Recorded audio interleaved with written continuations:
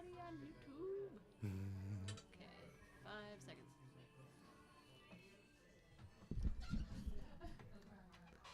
Hello, everyone. Welcome to Quantum Arts. My name is Jules, I'm Marcy. and our guest today is Ekene. We are going to introduce them in just a moment. I want to give a couple quick shout outs of things and people. Actually, it's a little different today. I wanted to shout out a newer friend of mine. Her son is graduating from high school. I will be getting that name in just a minute. But while that's loading up, let's see what else is going on. I wanted to shout out a friend of the station of Milwaukee Jazz, Jerry Grillo. If you hear this, please know how much we love you so much. So just wanted to give you a shout out. I'll make sure that you hear this later. But let's see. So Liam Peacock Bolansky is graduating from high school. So congratulations to Liam. Otherwise, shout outs of events that are going on is the Opera and Pasta next week at 7:30. I know that, Marcy, you have a couple things you want to shout out.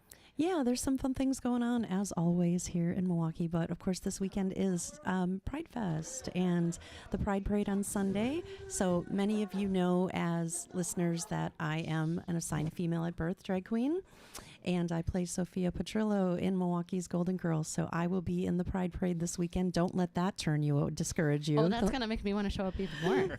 So I will be in all dolled up as Sophia behind the glasses and Nice. the wicker purse. And yes, I will be handing out Werthers. Just like your grandmother hands out the hard butterscotch candies, I will be handing out Werthers.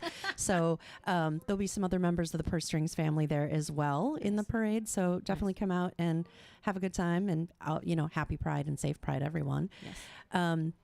I am the resident intimacy director at the Fireside Theater, and we are opening $1 Million Quartet tomorrow. Yes. So tonight I'm heading out for their final dress. So if you haven't seen $1 Million Quartet, this is a great opportunity to see it out in Fort Atkinson. It'll be running for a few months here out in Fort Atkinson at their wonderful theater in the Round, which is great. If you don't know who the $1 Million Quartet is, it's a true story. It is a real event that happened at Sun Studios, and it brings together 4 rock and roll greats at the same time that recorded a record. So it was really like lightning in a bottle. So you had Elvis Presley, and you had Carl Perkins, and Jerry Lee Lewis, and Johnny Cash. Nice. So, and then of course also I want to shout out opening in just 16 days, Outskirts Theater, Reefer Madness, where I'm also the intimacy director and the assistant fight director. So that will be a fun show, and that's at La Cage. So again, come on out and see that show. And there's lots of other great things going on. Those are just things that I'm actively involved with right now, or that people have asked me to mention. So Nice. Well, and I do want to give a shout out to somebody who we've had on the show when it was Quantum Music, Paul Westfall. He is playing in the pit for $1 Million Quartet at Fireside too. So wonderful. Yes. Yes. Yep. So shout out to you, Paul. Have fun. Don't suck. I'm just kidding. It's an inside joke. He'll get it. He'll get it. The musicians are completely They're wonderful. And it's really unique, actually, to have live music at the Fireside. Typically, the past few years there, the musicals have been done to recorded tracks, which are beautiful. The Milwaukee Symphony and other national symphonies do those tracks. But with $1 Million Quartet, you not only have the actors playing instruments, so all of the actors, the performers, are playing their own instruments. And then you've got the band on the stage too. You've got, Brother Jay, and then you've got Fluke on the drums. So very cool. Nice. Anyway. Awesome. Yeah. Yeah. Well, Ekene, if you want to start introducing yourself to us, I know you at least through All In Productions, very minorly, but for at least a good night, we were in the same room and laughing at the same stuff. But I know that you have a lot of involvement with AIP, if you don't mind diving into that. I know that there's a couple things that we had talked about with Alex, who's the executive director about that you might want to talk about, but also what other hats do you wear? Where else have you performed? Like those sorts of things. Yeah, so my name is Ekene Kigwani. I am a company artistic member of All In Productions. I was brought on last summer. We're in the middle of like trying to relaunch the theater company a little bit with some stage productions now after a few years of being kind of quiet. So I came in with a bunch of other amazing folks.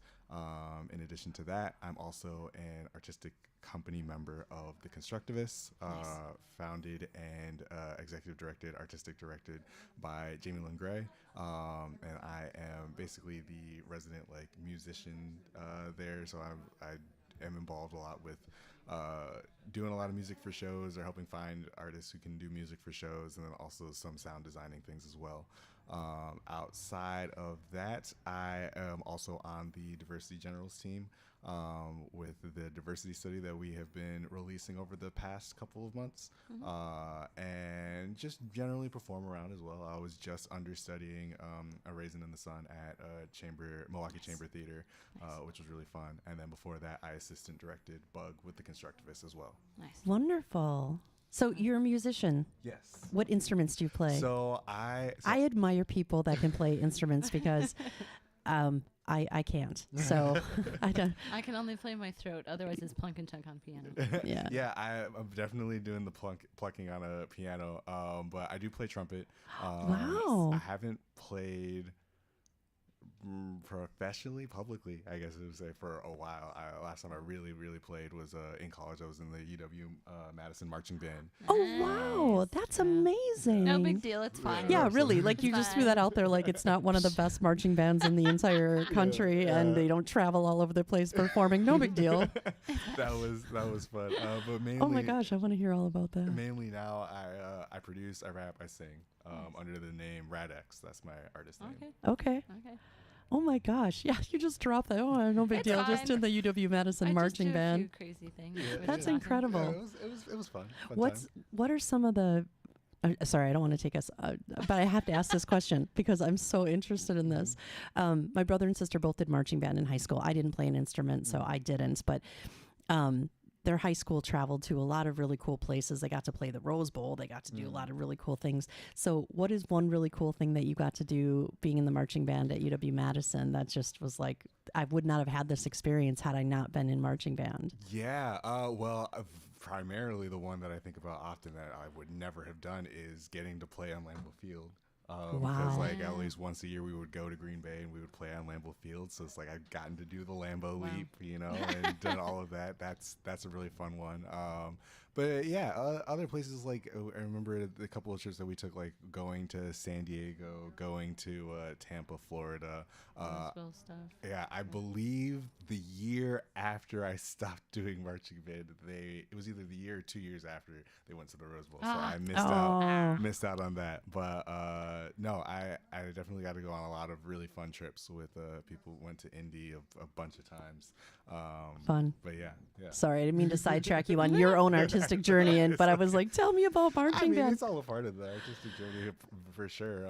Being involved with music has definitely been one of the art forms that I've consistently been involved in one shape or another throughout pretty much my whole life.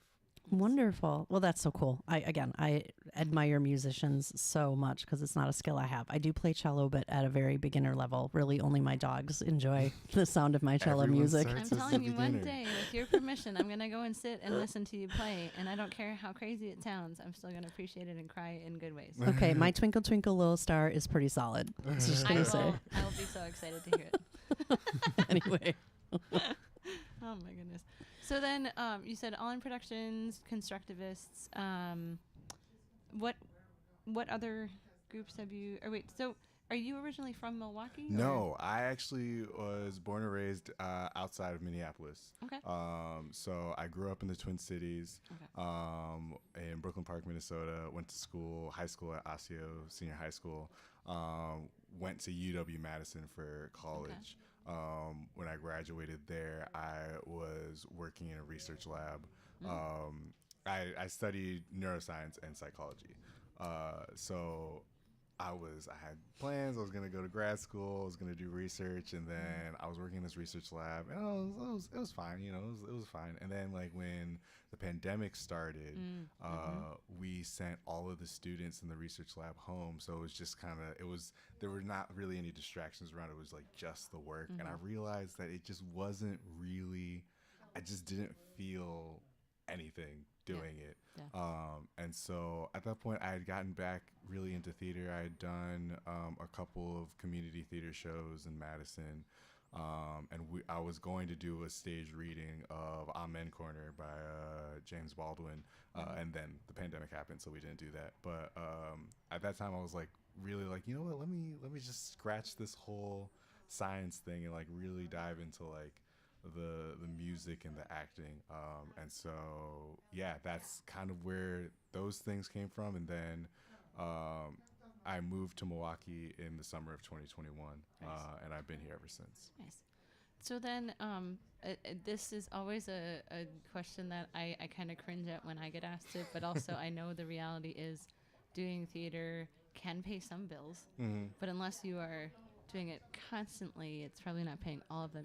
Do you have like a few different jobs outside of theater? I A have survival job, as we The call muggle it. job.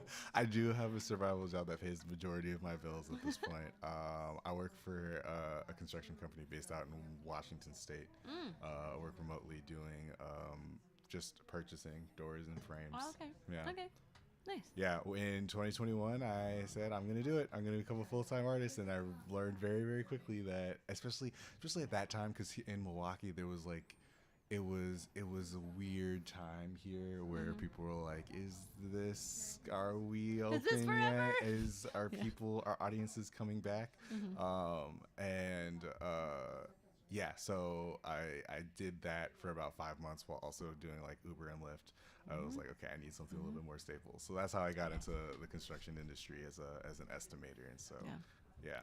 Well, and even like the one time that I went to New York while in college, like some of the people that were doing shows constantly, I put air quotes around that, were the ones who were also out there being like, hey, you should come and see this show. Like, here, you can get tickets through me or you can do this. And I'm like, oh, what do you do? And they're like, this is what I do, and I do the show. And I'm just like, that's great. Wow. But it's really like, it's not to poo-poo anybody who's like, I can do like just performing. Good for you if you get to that point where you can actually afford to do that. But it just seems like, especially since COVID, it's much, much more difficult to make that work, even for people who are otherwise constantly performing. Like my previous voice teacher, she does voice lessons and she does perform constantly. So it's like, it's going to pay most of the bills sometimes, but at the same time, it's interesting how that shifts, especially around here. Like, there are people that make it work pretty often, but I think they still have something else. That's what I was just going to say. I think even most of the full-time professional performers, whether they're actors, singers, dancers, musicians, they have a side hustle still. At You least know, here, they prepare taxes, or they wait make soap. tables, or they make soap, or they, so they, and I think, I mean, I also have a survival job, right? But I think that I know at some points in my career, I'll put that in air quotes too, right? In my career, both as a performer and as an intimacy director, I know that I have felt that others have tried to make me feel less than a performer because I wasn't full-time working as a performer. And I remember that made me feel really bad. Like, it doesn't mean I'm less of an actor, less of a performer, less of an artist because I'm not doing it full-time just because I have a survival job. Yeah. So I think whether you're a full-time performer or a full-time survival worker with a part-time performer life, I think actually the two things, if you've got a side hustle or if performing is your side hustle, for me at least, the two things really complement each other. Because of my 9 to 5, I'm better in my 5 to 9. Exactly. And You're because of not my stressing 5 to out. 9, I'm better in my 9 to 5. It's exercising two different parts of my brain, and it's also giving me the flexibility to be able to enjoy what I do without the stress. So I guess I would say that also to anyone out there listening. You're not less than, depending on what equation, what percentage of, you're an artist, there's no percentage of it. Like, just because you're not doing it full time does not make you less than. Yeah. So I know I have been made to feel that way in the past, but. Well, and I guess that kind of segues pretty nicely into something that Alex and you and and Heather and I had been talking about through text about like what to talk about today. The feeling, not necessarily feeling less than, but like how to equate like being an artist, but also like how do we measure how well we're including artists of different identities, of different ethnicities, all sorts of different spectrums. And so I feel like that's where a lot of sorry, I'm like hearing my echo. Pretty fun right now. That it seems like that's kind of where the diversity studies stem, but also like other diversity initiatives that AIP is doing. Because, I mean, can you tell us essentially what the mission is of AIP? I'm not trying to like just isolate AIP, but just because it stemmed from people within All In Productions. What do you think is that goal? Yeah, so a primary goal of AIP is to put diverse stories on stages and diverse people, and not always in just, you know, like I think the double-edged sword of diversity is that oftentimes a way of trying to increase it is like, okay, well, we're gonna do like a black play, or we're gonna do like an Asian play, or we're gonna do, you know, like a Hispanic play or something, where it's just there are ideally we would also tell stories that anyone can be in, but like oftentimes a struggle is that when people are casting, they really like look at a script or something and they imagine a specific type of person, often whether that's a white person or like, you know, like maybe a thin person, or, you know, they have a specific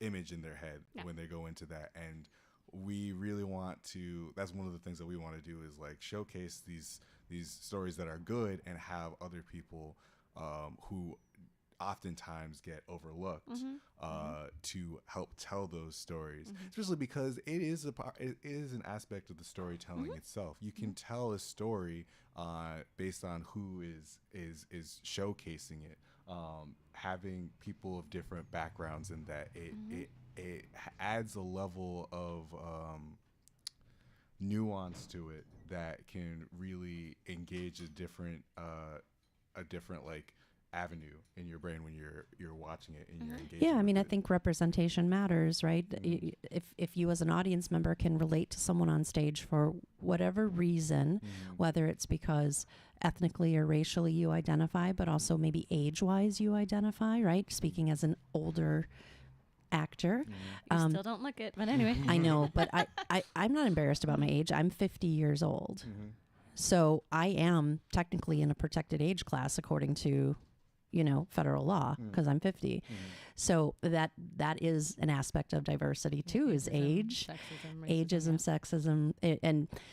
But you mentioned something, Ekene, that I also have felt, you know, size. You know, I'm typically thought of as a plus size actor. So, and I think, you know, that's an area that's definitely relatable too for people, but as audiences, representation matters. You know, is there a reason that every female presenting ingenue has to be white blonde, blue 20 eyes, something thin girl? right? Like a twig. and only actors of size are featured when the story is specific to an actor of size. And sometimes when that happens, the actor of size in some of these plays and musicals, especially the older ones, it's done in a comedic way that it has not aged well, you know. The trope, yeah. So I think representation in many ways matters. Invisible disabilities, differently abled people, age, size, race, ethnicity, sexual orientation, gender representation. Where are you on the gender identification spectrum, right? So many categories. And I think that's sort of what you're touching on, right? Is that, you know, when there's people in the audience with all these diverse backgrounds, you want to put people on the stage that they can relate to. Yeah. They feel more included, Absolutely. And it does help you engage with the story more. Like if you're an audience member versus seeing, so like, you know, a cast panorama on the stage that like you have never been a part of and will never be a part of. You know, that's like the default. But then when like there's different people that are included, you feel like a little bit more pulled into it. Well, I mean, this is going to sound kind of like a tangent, but I promise I'm going to bring it back around to this. I grew up in a if for anybody who's listening, if it's not apparent, I am very white. I have white ancestry, and I don't know if I will ever find anything that's not white in the ancestry. But I grew up in a very white area. I grew up looking at media in a way that I thought, the north side of Milwaukee is dangerous. Oh, Milwaukee in general is dangerous. And I'm like, actually, it's really not that bad. It's just looking out for, like, just keeping an eye out for stuff. Which is common sense anywhere you go, actually. It doesn't matter, yeah. Whether it's here nor there, like, these things happen all over the place. It's just, like, how it was pointed out was just, like, ridiculously overdone. Then moving to Milwaukee and realizing a lot of things. But the point was that I did Public Allies, which is an AmeriCorps program. And there was 2 other white people in that class for the AmeriCorps program that I did, which really opened my eyes to the things I wasn't experiencing because of my age, my race, my appearance, my whatever, and got to hear those stories. And I think transitioning back to what you were saying, what All In Productions and a handful of other theater companies around here are really attempting to do is remind people, hey, like, we need to make sure that other people learn some of these things that are going on when it's like a fictional but like could be true story sort of situation, that like these things happen. And especially with what AIP does, it seems like it's like, let's make this story something that can be relatable and is real, but in a fictional way, at least some of the time, using some factual stuff for those stories. But just reminding people like, hey, you might not have gone through this, but this is still happening to these other people that are not as represented in some companies. So I think it's nice that there's more intentionality of saying, hey, Milwaukee Theater, let's be better about making sure that not only is it for the story that's been previously written, even if it is one of the canon shows, but at the same time, like, let's make sure that we're continuing to tell the stories that don't get told as much because things get kind of whitewashed really a lot of the time. So I think it's really special that that there has been the diversity study for that reason, and having the conversations and having the different things that come from that, good and bad, to be able to figure out what may or may not be needed to help that continue to. I use the word improve loosely because I know it's more than just improving. It's about continuing the conversation, and I think that's really important and really special. Well, and I think it starts with awareness. Yes. Yep. So, and I think that's one of the things that All In studies have done is if people weren't already aware. Yes. Well, and on top of that, another thing that it really does is it's not even just awareness for the theaters, but awareness for the people. There are a number of BIPOC artists that I've talked to. Do you mind defining BIPOC? Yes. Black, brown, indigenous people of color. Thank you. And there are a number of them that I've talked to since the Diversity Generals team has put out the graphics for the study.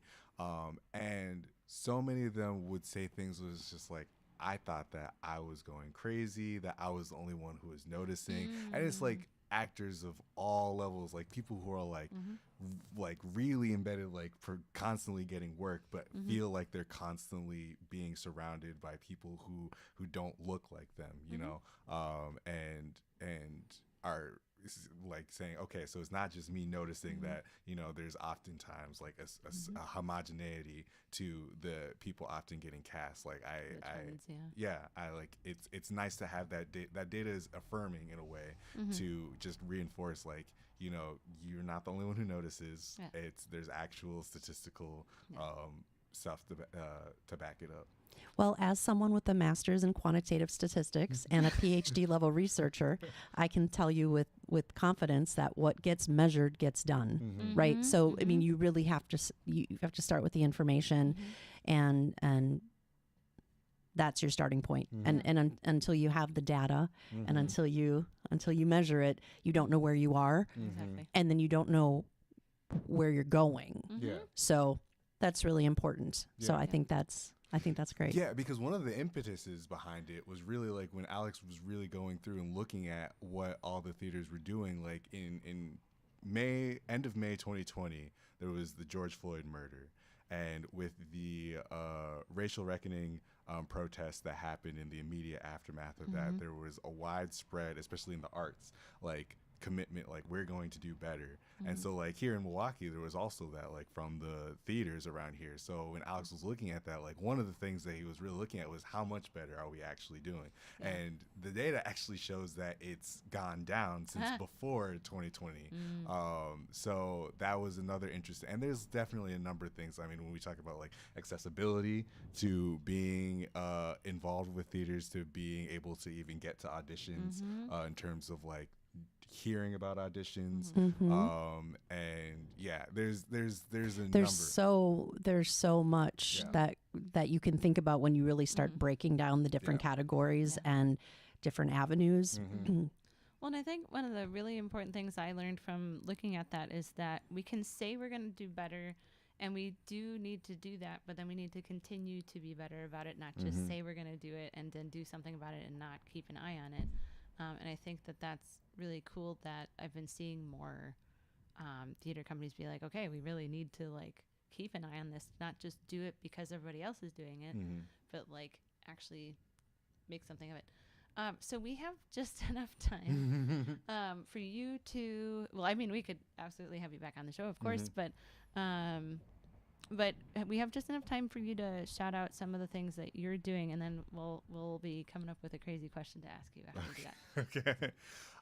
Yeah, so I'm keeping it mostly quiet this summer because I'm getting married. So Congratulations. Thank you. So I already used up this is my one last thing with my fiance before the wedding. The only other thing I have coming up is I'm doing a stage reading at the Path, the Pink Umbrella theater space that is opening up this weekend. That's really exciting. Yeah, it's a new play written by Rick Bingen, who I'm happy that he asked me to do another thing with him. I not recently, but a few years ago, did the world premiere of World Gig of Time at Sunstone Studios. So that is called This Is a Staged Reading. It'll be at the Path on the 14th and the 15th. Nice. And then, after that, I'm not really involved with anything until Red Days with All In Productions, Yes. which will be in the fall. That opens on September 11th and goes until September 19th. Nice. Wonderful. And when we have you back on the show, not when, or not if, but definitely when, I always like to talk to artists who wear multiple hats, because I myself have also been a theater producer. So I've been on the other side of the table. So I always like to know, how does your experience as a director, as a producer, as someone behind the table in any capacity, as a sound designer, inform your work as an actor? And how does your work as an actor inform your work behind the table or behind the scenes? I think that's a fascinating conversation. So let's have that conversation. Yes. Let's have that conversation after you get married and when you come back. Yes, let's do that. Nice. Well, I'm getting an idea from something I see outside for that crazy question. If you could be any kind of container for the rest of your life, what would it be and why? That is a crazy question. A container. There's wow. a Hershey's thing right outside, so Yeah, that's what made me think of it. I think I would definitely like to be some kind of tin, like a metal container. Like a coffee tin or like a different kind of tin? I think like those cookies, Yes! the blue, like the Yes. The Lorna Doone. yeah, Right? yeah, Isn't that the blue and Yes. silver Yeah. can? Yeah. The Lorna Doone? I don't know. Am I wrong? I'm aging myself. No, my sister just got my hubby and I like a find from a resale shop that was like a confectionery one from England that just happened to be at like a St. Vincent de Paul or something. Anyway, but yes, you were saying a cookie tin. Yeah, I think Yes. I would be that for the rest of my life. That's awesome. What kind of cookie did it be? Like, I wanted to have shortbread cookies. I wanted it to be the kind of tin that my grandmother put different kind of cookies in every year. I think I would be that So one. the tin would have remnant flavors and smells of all cookies. Yes. Nice. Yes. Awesome. Well, thank you so much, Ekene, for being on today. You've been listening to WXRW River West Radio. We will see you next time. See ya. Bye. Bye.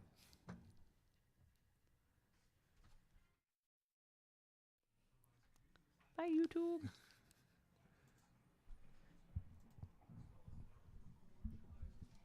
Okay.